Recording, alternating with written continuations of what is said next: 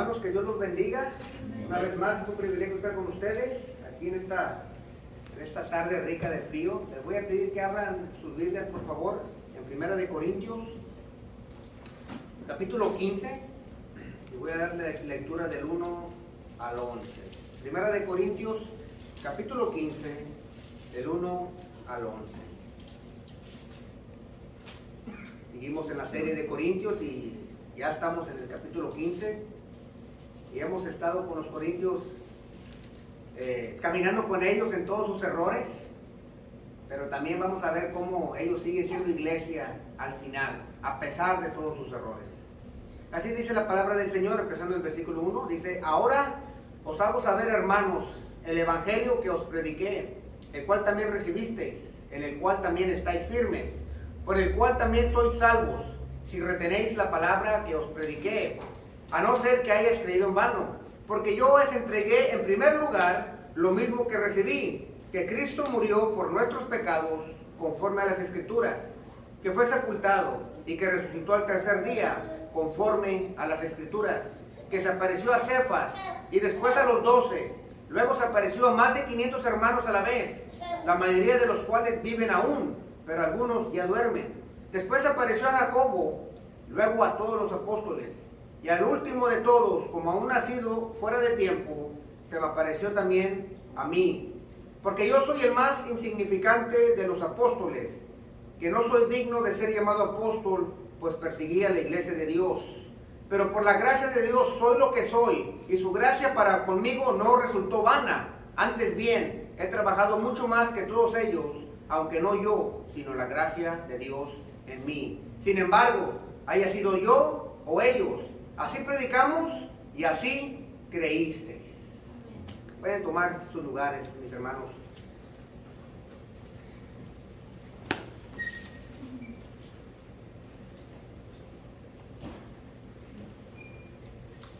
Hace un par de años tuve la oportunidad de escuchar un testimonio de un pastor, algo que le pasó a él. Él y su esposa viajaron de misioneros a África, y para ir a África tienes que ponerte, como decía él, como 8 vacunas para ir a África, porque allá hay todo tipo de virus que todavía te pueden afectar en África. Y dice que él y su esposa, el proyecto era de estar allá 2 años y levantar una iglesia en África. Había hermanos allá que hablaban español y se iban a coordinar con ellos. Y dice que alcanzaron a ir a África y que fueron allá, él y su esposa, llevaron a uno de sus hijos y que estuvieron predicando allá y haciendo misiones. Y dice que como al año la esposa pues resultó embarazada, y que ellos no se pudieron quedar los 2 años completos por el embarazo. Dice que como a los 7 meses regresaron a Estados Unidos, pues para que la criatura naciera aquí. Y dice que estuvieron allá haciendo la labor, se cuidaron mucho, porque como les digo, hay mucha enfermedad que estaban ellos expuestos. Dice que cuando regresaron a los Estados Unidos, su esposa no se sentía bien y se fue a hacer unos chequeos de la sangre, y así quedó. Dice que le hablaron del laboratorio y tenía las noticias del chequeo de la sangre de su esposa y que lo pusieron en conferencia. Y recuerdo que dice que el mensaje que él recibió fue algo que le impactó, y su fe hizo que su fe temblara. Dijo que los del laboratorio dijeron, sentimos informarle, y estaban los dos en conferencia ahí, él y su esposa y él, que su esposa en los chequeos de sangre ha salido que tiene SIDA. Y que tenemos que hacerle más estudios para ver cómo sigue, si la criatura también ha sido infectado, y probablemente a usted también. Y dice que fue unas noticias que lo dejaron en shock. Dice que después de que colgaron no supo qué hacer. Dice que se sentó en su cuarto y el ratoncito de la mente daba y daba. ¿Y cómo, mujer? ¿No te cuidaste? te picó algo, alguien te picó, usaste un alfiler, tuviste contacto a lo mejor con un animal. No, y que hacían memoria de este año y 7 meses que estuvieron allá en África. Y que seguía en la cabeza, ¿qué voy a hacer? ¿Qué va a pasar con mi familia? ¿Cuánto tiempo tiene mi esposa de vida? La criatura que está en la vientre, ¿van a nacer o no van a nacer? Y dice que por 2 días estuvo muy pensativo. Y que por 2 días también cuestionó a Dios. ¿Que por qué? Se habían ido a África a hacer la labor. Y dice que no comió y que casi no durmió en esos 2 días. Y yo me imagino que el estrés ha de haber sido lo que uno puede pensar, 100%, el estrés en la mente. Cuando dice que 2 días le hablaron otra vez del laboratorio y que le dicen, tenemos buenas noticias. Dígame, dice, no, disculpe, hubo un error. Y salió una persona paciente con el mismo nombre que su esposa, pero confirmamos la fecha de nacimiento y el seguro social y nos equivocamos. Su esposa no tiene SIDA y todo va bien. ¿Te puedes imaginar el alivio? ¿Te puedes imaginar después de recibir malas noticias y cuestionar todo lo que has hecho, recibas ese tipo de noticias?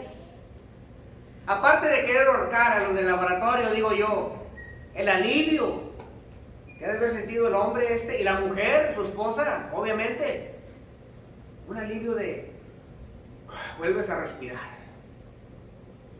Y esto se los digo porque este fue parte de su testimonio acerca de su fe, pero esta historia relata, así es como nos debemos de sentir cuando recibimos el mensaje del Evangelio.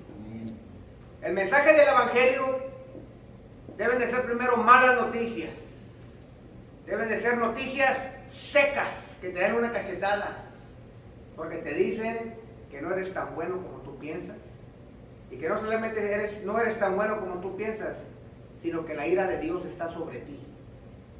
Debe de ser este mensaje del Evangelio un shock. Te debe de poner a pensar, como puso a pensar a este pastor por 2 días. Pero después de que te pone a pensar, también te debe dar esperanza de que no tiene que ser así. De que en Cristo Jesús tus pecados pueden ser perdonados y tu posición con Dios es una muy favorable. Amén. Y si tú aceptas en lo primero, pues no vas a poder respirar así como el pastor cuando le dijeron esa pregunta, ese diagnóstico, cuando recibió ese mensaje. Pero cuando recibió el segundo mensaje, que respiró, cuando te das cuenta que solamente en Cristo Jesús hay vida eterna y de que toda tu vida puede ser borrada y puedes ir al Padre favorecidamente, también debes de tener una sensación muy similar a la del pastor. Debes de haber tú tenido una experiencia de respirar.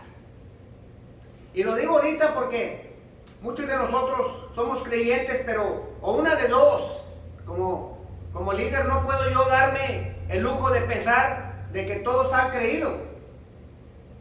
Y tampoco me puedo dar el lujo para muchos de ustedes que sí han creído.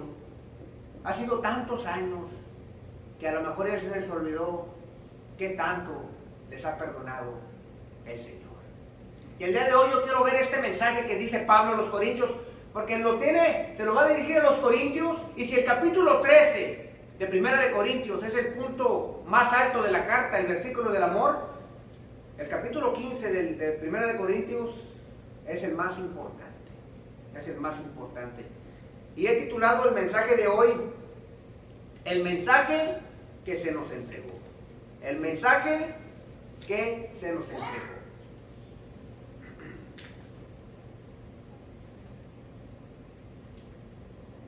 Y quiero hablar de este mensaje el día de hoy. Quiero ver 3 cosas de este mensaje que debemos de recordar para todos nosotros. Y la primera cosa que quiero recordarles a todos y que Pablo nos quiere recordar es que el mensaje que se nos entregó es una promesa cumplida. El mensaje que se nos entregó es una promesa cumplida. Y lo dice Pablo ahí en 1 Corintios 15, de los versículos 3 al 4. Dice Pablo de esta manera: porque yo os entregué en primer lugar lo mismo que recibí, que Cristo murió por nuestros pecados conforme a las Escrituras, y que fue sepultado y que resucitó al tercer día conforme a las Escrituras. Dice Pablo, yo les di lo mismo que yo recibí. ¿Por qué dice Pablo esto? Él vio al Cristo resucitado, pero después de que creyó en Cristo Jesús, dice que cuando llegó y se unió a una iglesia, porque hasta Pablo, hermanos, tuvo que ir a unirse a una iglesia, porque todos los cristianos no somos cristianos solitarios. Todo cristiano debe unirse a una iglesia. Y cuando Pablo se unió a una iglesia, dice, esto fue lo que me dijeron a mí. Esta es la tradición oral. Y Pablo dice, lo que yo recibí fue lo mismo que, lo que a mí se me entregó, fue lo mismo que yo le di a ustedes, corintios. Y déjame le digo, que lo mismo que los corintios recibieron, es lo mismo que nosotros recibimos. Es el mismo mensaje. Y el mensaje del Evangelio tiene su fundamento en el Antiguo Testamento. Por eso es una promesa cumplida. El mensaje del Evangelio no fue inventado y exagerado por los primeros cristianos para hacer de Jesús un mito. Lo que dicen todos, no, este Evangelio fue inventado por los primeros cristianos porque vieron que Cristo lo crucificaron y como lo amaban tanto y no podían aceptar su muerte, empezaron a inventar cosas acerca de Jesús, porque no podían ellos aceptar que Jesucristo había muerto. Y lo primero que nos quiere decir Pablo es que el mensaje del Evangelio, el mensaje que hemos recibido, no viene del hombre, viene de Dios. El mensaje del Evangelio no fue influenciado, como dicen los teólogos liberales, por enseñanzas platónicas, como dicen sus enemigos. Es que ustedes creen en la resurrección del cuerpo y que el alma se va con el Señor porque ustedes fueron influenciados por Platón y sus ideas de que hay otro mundo más allá de este. Y el cristianismo fue influenciado por el primer siglo, por las filosofías del primer siglo. Y Pablo dice, no, dice Pablo, este mensaje está de acuerdo a las Escrituras. A las Escrituras. El mensaje que hemos recibido, hermanos, no es una copia modificada de otras religiones que tienen mensajes similares, como lo dicen los ateos. Es que ustedes le copiaron. Hay una historia muy similar a la de Jesucristo, que resucitó, y se la copiaron a las otras religiones paganas del día. No, dice Pablo, el mensaje que recibimos es de acuerdo a las Escrituras.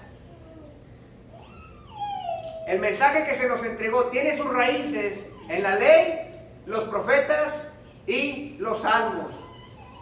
Si recordamos cuando Cristo Jesús resucita y va caminando con los dos discípulos en el camino de Emaús, dice que estaban platicando con Jesús y que le dice a Jesús, bueno, ¿qué pasa? ¿Por qué están tan tristes? Y que le dice, ¿tú eres el único que no has oído?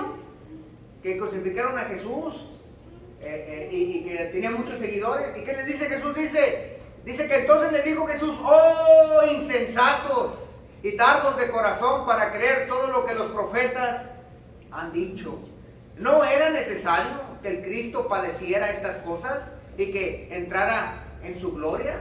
Y luego dice Jesucristo, y comenzando desde Moisés, siguiendo por todos los profetas, les declaraba en todas las Escrituras lo que de él decía. El Antiguo Testamento, hermanos, apunta a Cristo Jesús. Lo más importante del Antiguo Testamento no es Adán, no es la ley mosaica, no son los sacrificios, no son los milagros. Lo más importante del Antiguo Testamento es Cristo.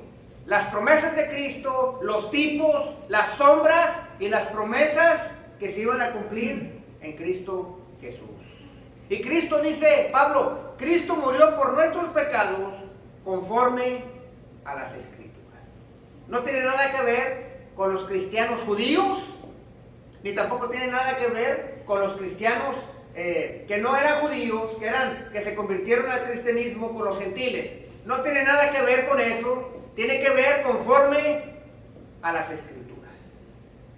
Mire, tenga cuidado, está de moda ahora que cuando uno se casa, yo no sé cuántos de ustedes hicieron esto, pero cuando se casan, hacen los votos matrimoniales, ¿no? Hay muchos que les gusta escribir sus propios votos. Yo no me acuerdo, pero yo parece que no hice votos. Pero está de moda que tú escribes tus propios votos y le dices ahí a tu esposa, con la que va a ser tu esposa: yo prometo amarte para siempre. Yo prometo siempre serte fiel. Yo prometo estar contigo en las buenas y en las malas. Lo malo es que no definen cuáles son las malas. Y empiezan a hacer votos. Y también la mujer empieza a hacer votos. Pero ¿qué pasa? Viene la vida matrimonial y no los cumple. Pero ¿qué pasa? Cuidado, porque la mujer puede ir a sacar el papelito y decir: hey, aquí está escrito unas promesas que tú me hiciste y no las estás cumpliendo. Cuidado con lo que dejamos escrito. Nuestro Dios ha dejado escrito sus promesas porque Él no es como nosotros. El Señor lo escribe y lo cumple. Incluso por eso lo escribe, porque dice, como estábamos viendo hace un par de semanas, lo dice de antemano para que cuando pase sepan que yo soy Dios. Dios sí se compromete y Dios sí apunta sus promesas y les dice a los profetas: escríbanlas, porque cuando yo digo algo, yo sí lo llevo a cabo. Dice Isaías 44:7: ¿y quién proclamará lo venidero y lo declarará y lo pondrá en orden delante de mí, como hago yo desde que establecí el pueblo antiguo?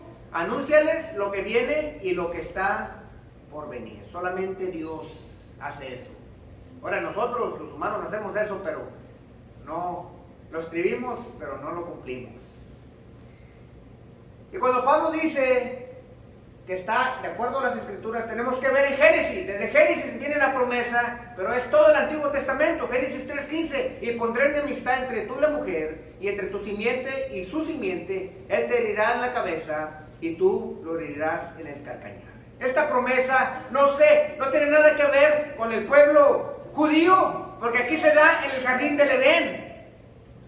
Es que tenemos que ir a los teólogos judíos para comprender el contexto judío, para entender el Mesías. No, la promesa se da desde el Edén, antes de que existiera el pueblo judío. Dice Gálatas 3:16, hablando Pablo acerca de la semilla: ahora bien, a Abraham fueron hechas las promesas y a su simiente. No dice a las simientes como si se hablase de muchos, sino como de uno, a tu simiente, la cual es Cristo. Entonces dice que Cristo Jesús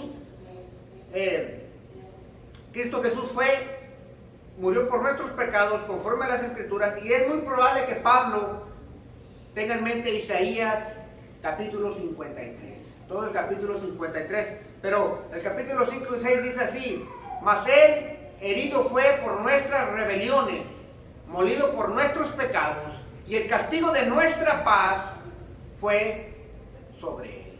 Eso quiere decir que la paz que yo tengo es posible porque alguien más fue azotado.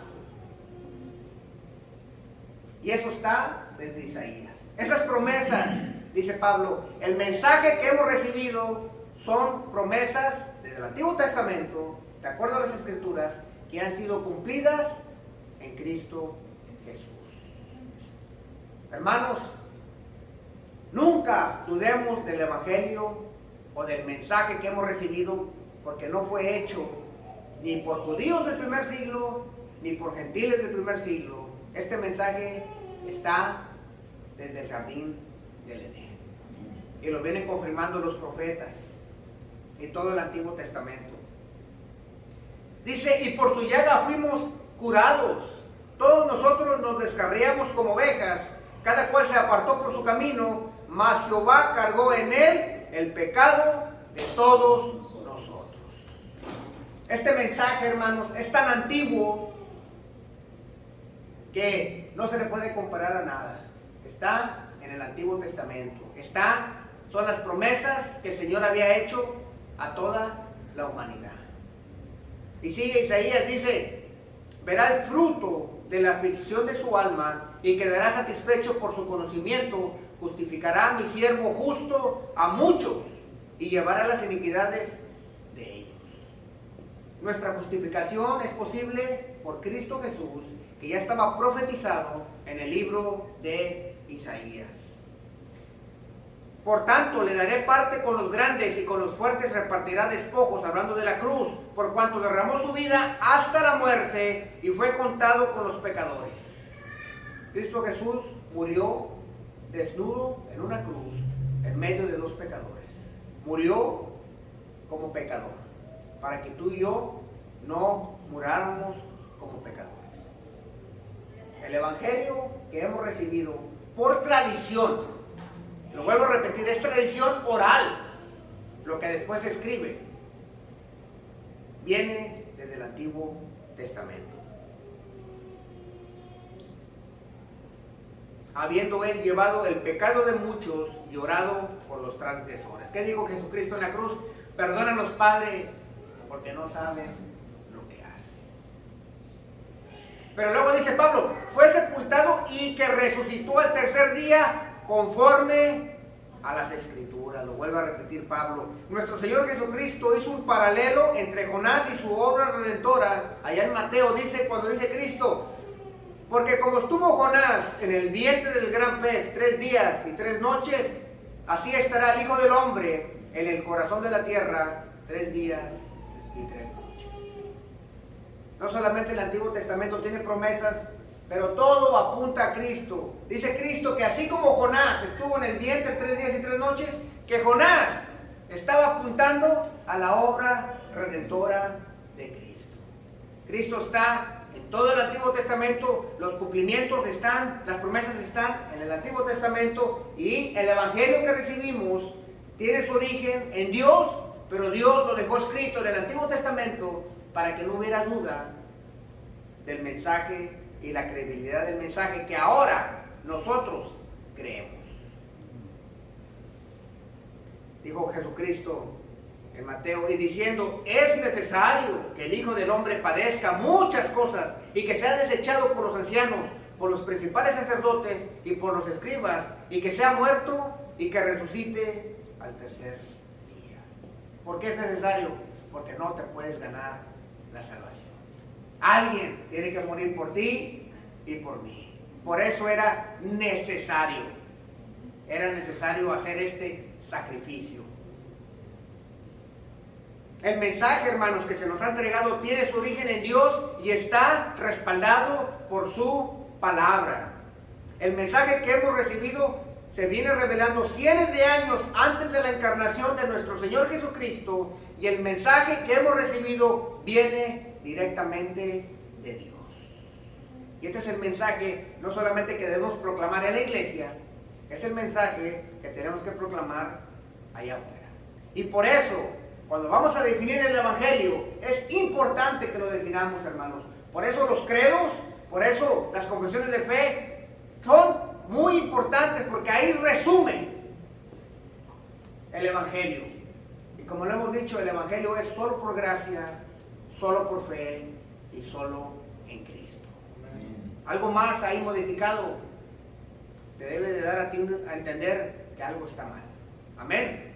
Pero no solamente el mensaje que hemos recibido es una promesa cumplida, sino que el mensaje que se nos entregó es histórico. El mensaje que se nos entregó es histórico. Y sigue Pablo, 1 Corintios 15, del 5 al 8, dice, se apareció a Cefas y después a los 12, y luego se apareció a más de 500 hermanos a la vez, la mayoría de los cuales viven aún, pero algunos ya duermen. Después se apareció a Jacobo, luego a todos los apóstoles, y al último de todos, como aún ha sido fuera de tiempo, se me apareció también a mí. Esto me encanta del cristianismo. Aquí no fue de que, oh, yo tuve una visión en un bosque y solamente yo la vi, sino que fue algo histórico. Incluso la ciudad de Jerusalén, gracias a Dios, todavía existe y tú puedes ir a ver. A lo mejor no, puedes ir a ver, no el lugar exacto donde murió Cristo, pero yendo a Jerusalén, tú puedes voltear y ver que estoy en la proximidad donde mis pecados fueron pagados. No estoy tan lejos de donde mi redención tomó lugar. Es lo bonito de esta fe que tenemos. Que el mensaje sea histórico quiere decir que la vida, muerte y resurrección de Jesús ocurrió en un lugar y tiempo específico en la historia de la humanidad. Ningún historiador serio puede negar que hubo un ser humano llamado Jesús de Nazaret y que nació aproximadamente hace 2000 años y que caminó en Judea, Samaria, Galilea y Decápolis.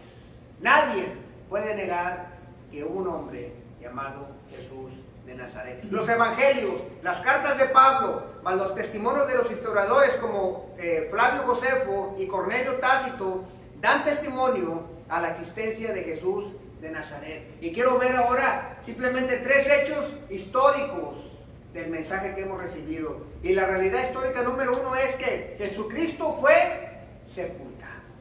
Eso fue un hecho histórico. Jesucristo fue enterrado por José de Arimatea en su tumba personal, y la tumba fue custodiada por guardias romanos. Ese es un hecho.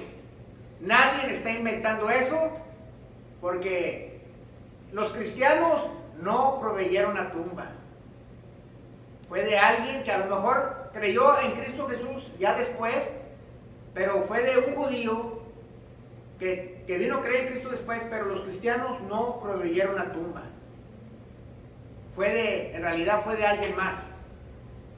Los romanos custodiaron la tumba. O sea, no fueron los cristianos que la estuvieron guardando, fueron los enemigos de nuestro Señor Jesucristo. Los enemigos del cristianismo pusieron la tumba y pusieron los guardias. Y eso da testimonio a la validez de que Jesucristo fue sepultado. Los cristianos no inventaron la muerte de Cristo. Los enemigos de Jesús sabían la ubicación de la tumba, ya sean los romanos o la corte judía. ¿Por qué la corte judía? Una vez más, porque José de Arimatea era miembro de la corte judía. Ahora, realidad histórica número 2, la tumba vacía. Otra cosa que nadie puede negar. La tumba de Jesús fue encontrada vacía por un grupo de sus seguidoras. ¿Quién fue primero? Las mujeres. El hecho de que el testimonio de la mujer fuera considerado sin valor en el primer siglo da crédito a la historicidad del relato. O sea, es decir, no eligieron testigos fuertes.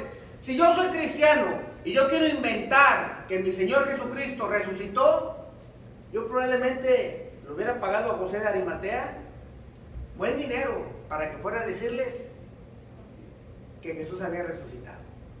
Era un hombre, para empezar era hombre, no era mujer, y segundo, ojo, era hombre y no mujer, y ahorita nos meten a la cárcel por decir eso, pero no solamente era hombre, pero era un hombre respetado, y si yo iba a inventar algo, yo me agarro a alguien con prestigio y con reputación, sino que fueron las mujeres, fueron las que fueron las primeras testigas de la resurrección o de la tumba.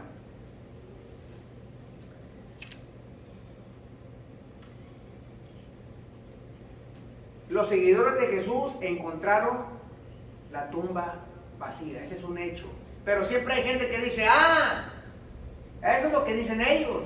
Pero no nomás eso, sino que también los enemigos de Jesús encontraron la tumba vacía. Los romanos vieron que la tumba estaba vacía y por eso el Sanedrín empezó a inventar cosas como que se lo habían robado los cristianos la tumba o el cuerpo. ¿Por qué? Porque ellos admitieron, ya sea directamente o indirectamente, que estaba vacía la tumba.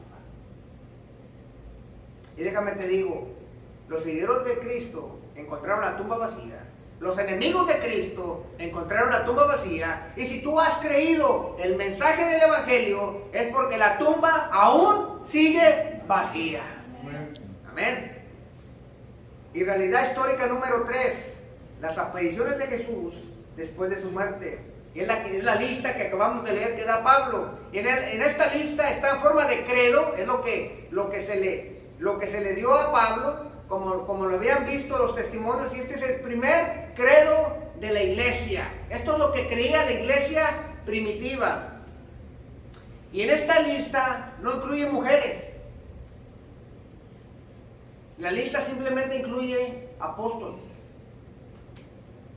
Y dice Pablo que primero se le apareció a Cefas, a Simón Pedro. Y esto lo vemos en Lucas 24. Cuando los dos discípulos, después de que se les desapareció Jesucristo, después de que partieron el pan con Jesucristo a los discípulos del camino a Emaús, fueron corriendo con los otros 11, dice, a decirles que habían visto a Jesucristo resucitado. Y esto es lo que dice: no se dijeron el uno al otro, no ardía nuestro corazón dentro de nosotros mientras nos hablaba en el camino, hablando de Jesús, cuando nos abría las Escrituras. Y dice, y levantándose en esa misma hora, regresaron a Jerusalén y hallaron reunidos a los 11 y a los que estaban con ellos, que decían, es verdad que el Señor ha resucitado, ya se ha aparecido a Simón. O sea, los dos discípulos iban a decirle las noticias, y concuerda que ya se le había aparecido a Pedro. Y eso se le llama dos fuentes con la misma historia. Estos van a decir que vieron a Cristo resucitado, y ellos ya tienen la buena noticia. Ya lo dijeron. Y se le apareció primero a Pedro, a Cefas. Y así es como la tradición, dicen los cristianos, primero se le aparece a Cefas.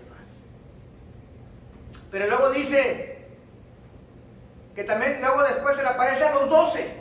A los 12, y eso lo dice en Juan 20:19, dice, entonces, al atardecer de aquel día, el primer día de la semana, y estando cerradas las puertas del lugar donde los discípulos se encontraban, por miedo de los judíos, Jesús vino y se puso en medio de ellos y les dijo, paz a vosotros. Y ahí se le aparece a los 11. Obviamente son los 11 porque Judas ya no está. Entonces ellos se memorizan la tradición, y cuando Pablo, que ve a Cristo resucitado, va a una iglesia, así se la pintan a Pablo. Mira, Pablo, primero pasó esto, y luego pasó lo otro, luego se le apareció a los 11. Y Pablo, como vemos, como también se le apareció a Pablo, pues Pablo también se agrega, como dice, como un abortivo, como alguien fuera de tiempo, también se me apareció a mí. Y luego dice que se le apareció a más de 500 hermanos. Una vez más, si no le crees a Pedro, pregúntale a los 11. Si no le crees a los 11, pregúntale a uno de los 500 que vieron a nuestro Señor Jesucristo resucitado. Y esto es importante porque no nomás es un grupo elegido, sino que si se le aparece a 500, probablemente no todos son familiares, para que no digan que pues yo voy a apoyar a mi hermano o a mi mamá, sino que aquí son 500 personas. Pero aún hay gente que duda. Luego después va y se le aparece a Jacobo, otras versiones dicen Santiago, aparte. Entonces nuestro Señor Jesucristo se aparece a personas individuales y luego se le aparece a grupos. Hay diferentes etapas, apariciones de nuestro Señor Jesucristo para que no haya cuestión.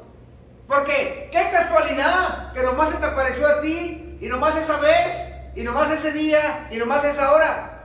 Como los mitos de allá que me cuentan a mí. Yo soy muy malo para eso. No, que se me apareció la lechuza. Ay, nomás a ti. Yo la quiero ver, a ver. Y luego vamos al mismo lugar, a la misma hora, y no pasa nada. Mira qué casualidad. O los mitos de que, que si tú vas a las 12 de la noche, ahí atrás del arroyo se te aparece la Llorona. Y el chiquillo iban a ver, vamos a ver si es cierto. Pues qué raro. No aparecía nada cuando yo iba. Aquí no es así. Si no me crees a mí, pregúntale a Cefas. Y si no me crees a Cefas, pregúntale a uno de los 500. A ver cómo te la pintan ellos. Hubo testigos oculares que vieron a nuestro Señor Jesucristo. Y luego dice que se le aparece a todos los apóstoles. Hablando de la ocasión, yo sé que ustedes se acuerdan, en esa ocasión está Tomás. Está Tomás. ¿Y qué le dice? No seas incrédulo. Pon tu dedo en mi costado y mira mis manos. Y es donde ahí Tomás, viendo a Cristo resucitado, no tiene palabras, y es cuando se hinca y le dice, mi Señor y mi Dios. Es la única conclusión que puedes llegar a ver a nuestro Señor Jesucristo resucitado en un cuerpo que jamás hemos visto antes. Y luego dice Pablo, y por último, se me apareció a mí. Conocemos la historia, es en el camino a Damasco. Dice, mas yendo por el camino aconteció que al llegar cerca de Damasco, repentinamente le rodeó un resplandor de luz del cielo, y cayendo en tierra oyó una voz que le decía, Saulo, Saulo, ¿por qué me persigues? Y él dijo, ¿quién eres, Señor? Y le dijo, yo soy Jesús, a quien tú persigues. Dura cosa te es dar coces contra el aguijón. Y después de ahí Pablo también jamás volvió a ser el mismo. El mensaje tiene su fundamento en el Antiguo Testamento. El mensaje es histórico. Tú puedes ir a Jerusalén y caminar la tierra prometida. Y aunque no sabemos con exactitud dónde pasó todo, si tú vas donde está ahí el muro de los lamentos, estás ahí dentro de los 37 acres donde pasó tu redención y mi redención. Estás lo más cerca que vas a estar físicamente de ver dónde se compró tu redención. Seguidores y enemigos de Jesús dan testimonio directo o indirecto de su vida, muerte y resurrección. El mensaje que recibimos tuvo testigos, mis hermanos, y testigos que dieron testimonio de la resurrección por boca y por obras. Una de las razones por la cual yo creo es, primeramente el Espíritu Santo dice que revela la verdad en tu corazón, pero la segunda razón, hermanos, yo veo la vida de estos hombres que vieron a Cristo Jesús resucitado y les cambió la vida. Algo tuvieron que ver. Yo no estaba ahí, ni pretendo decir que estaba ahí o que a mí se me reveló algo. Algo pasó en la vida de esos hombres. Y tengo dos opciones. O le creo a ellos, que lo vieron hace 2000 años, o le creo a los ateos que acaban de nacer hace 40 años. Yo le creo al testimonio ocular que estuvieron ahí y que vieron a nuestro Señor Jesucristo resucitado. Y por último, el mensaje que se nos entregó es personal. El mensaje que se nos entregó es personal. Y aquí dice 1 Corintios 15 del 1 al 2, ahora os hago saber, hermanos, el evangelio que os prediqué, el cual también recibisteis, en el cual también estáis firmes, por el cual también sois salvos, si retenéis la palabra que os prediqué, a no ser que hayas creído en vano. El mensaje que se le entregó a Pablo y que Pablo entregó a los corintios fue recibido. Dice, lo que se me entregó a mí, yo se los entregué a ustedes y ustedes lo recibieron. Y al decir que lo recibieron, quiere decir que lo creyeron. ¿Y cómo sabemos que lo creyeron? Porque tenían dones espirituales. Si no creen el mensaje del evangelio, no viene el Espíritu Santo a morar en ti. Y si no viene el Espíritu Santo a morar en ti, no trae los dones espirituales que el Espíritu Santo otorga como Él quiere. Este mensaje fue recibido por los corintios. Ahora, algo importante, el mensaje del evangelio se puede verificar por medio de las escrituras. El mensaje del evangelio se puede verificar históricamente, y qué bueno. Pero la pregunta más importante es, ¿el mensaje del evangelio se puede verificar en tu vida? ¿De qué me sirve que te dé los textos del Antiguo Testamento? ¿De qué me sirve que te lo enseñe históricamente si no ha hecho diferencia en tu vida? ¿Se puede verificar en tu vida? ¿O no se puede verificar en tu vida el Evangelio?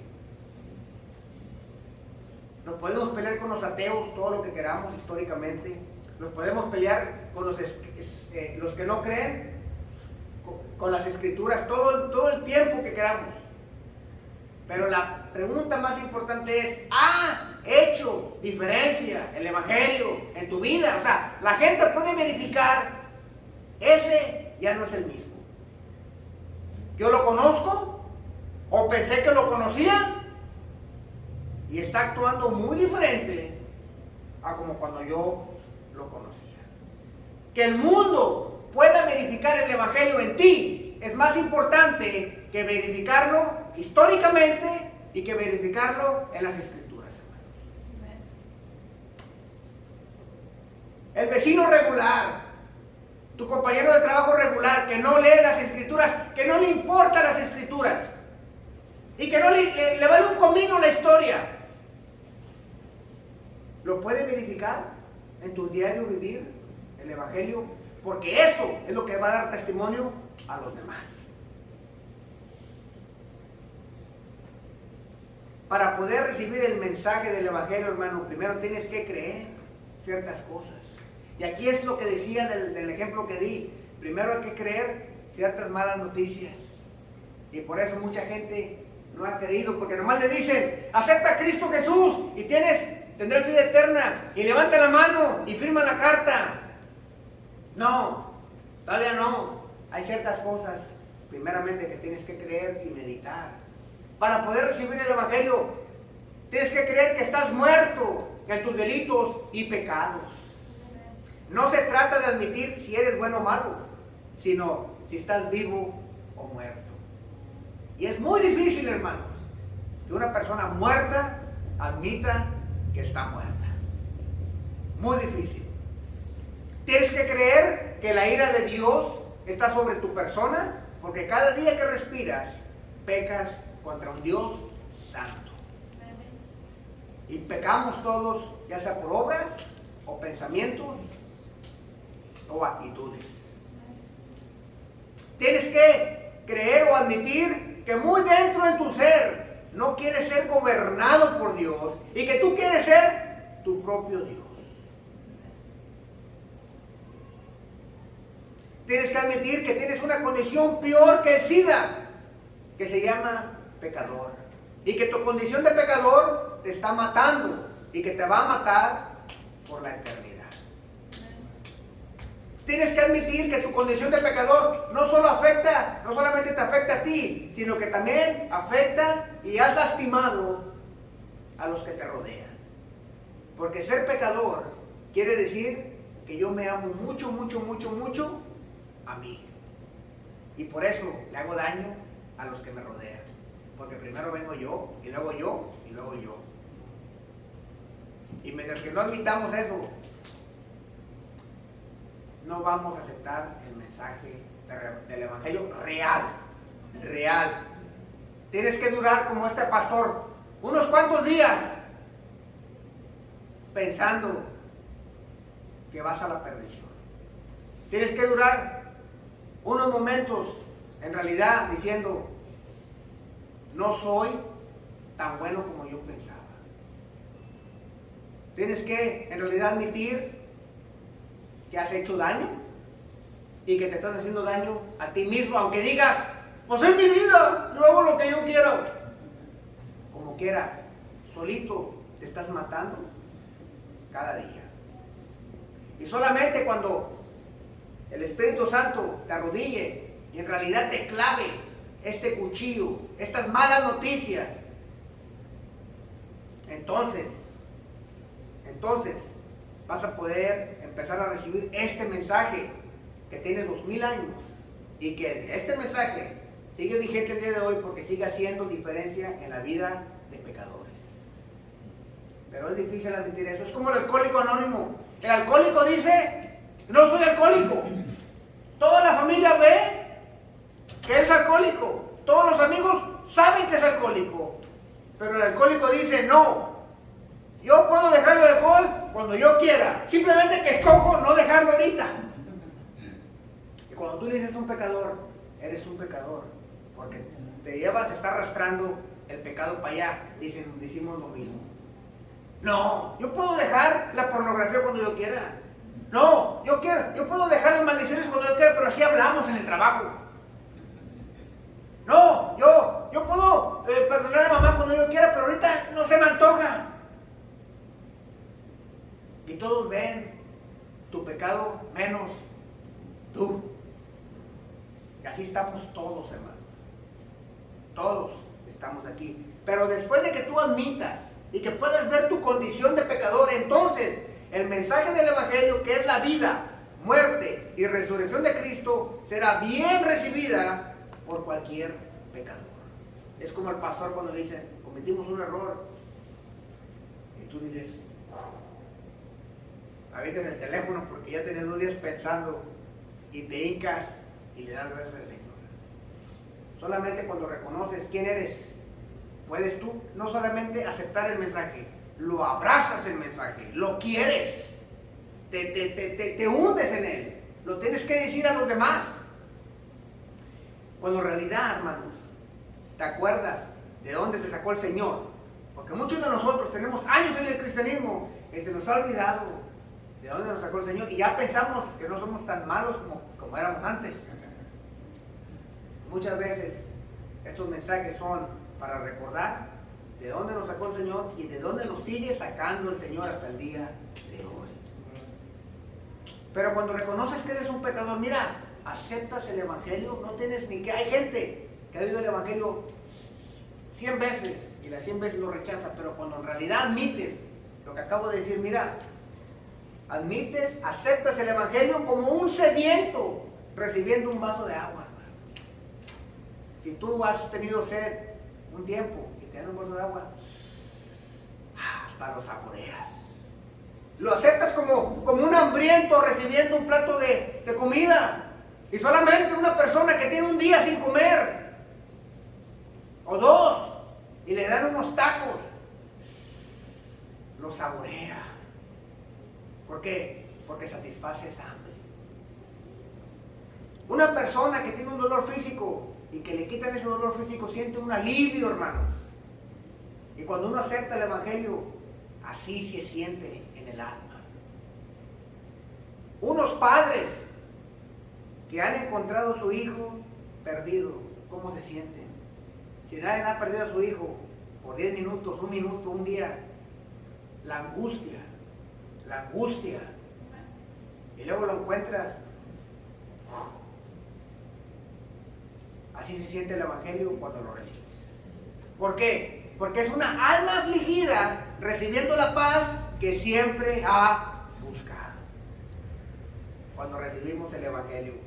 Por eso dice Romanos 5:1, justificados pues por la fe, tenemos paz para con Dios por medio de nuestro Señor Jesucristo. Cuando recibes el mensaje en lo más profundo de tu ser, nunca volverás a ser el mismo. ¿Se puede verificar el Evangelio en tu vida? Dices que eres cristiano, yo sé que eres cristiano. Tienes años yendo a la iglesia, qué bueno. Pero, ¿las personas que no son cristianas pueden verificar el Evangelio en tu vida? ¿Lo pueden verificar como Pedro? Que negó a nuestro Señor Jesucristo 3 veces. Vio algo. Él dice que vio a Jesucristo resucitado y después fue a predicar. En su primera predicación, 3,000 recibieron este mensaje.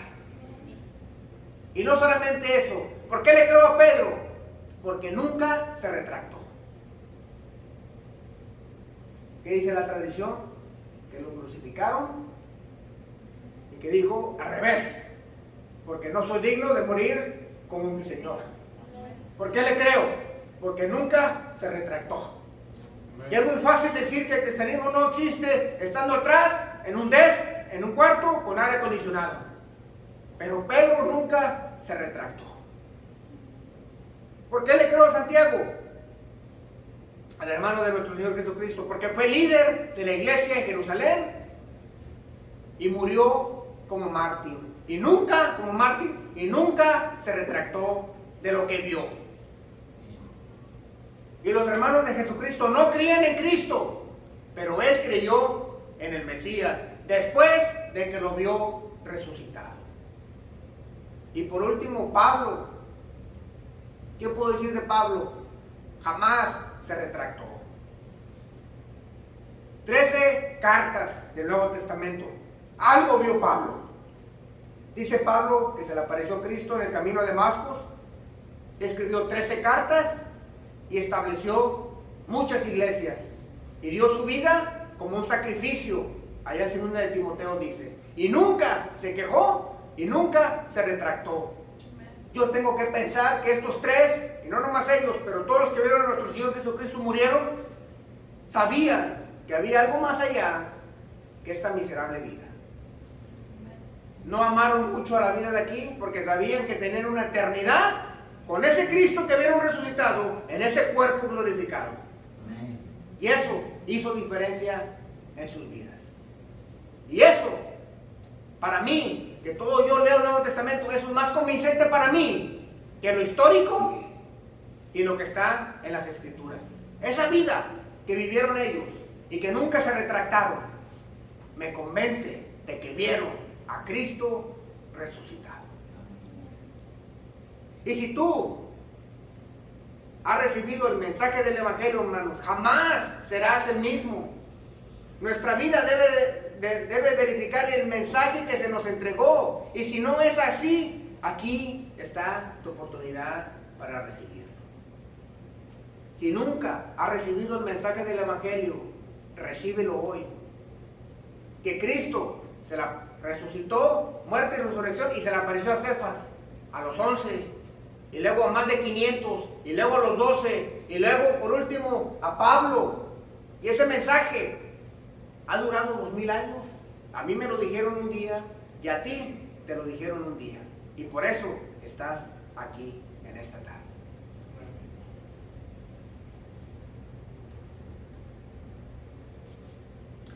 Ya para concluir, mis hermanos, Pedro, Santiago, Pablo vieron a nuestro Señor Jesucristo en una condición que jamás nadie ha visto, en un estado de resurrección. La resurrección les cambió la vida.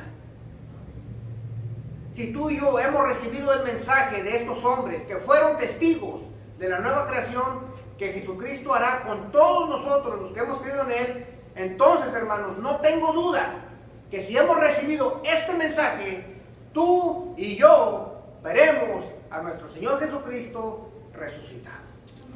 Amén. Vamos a orar, mis hermanos.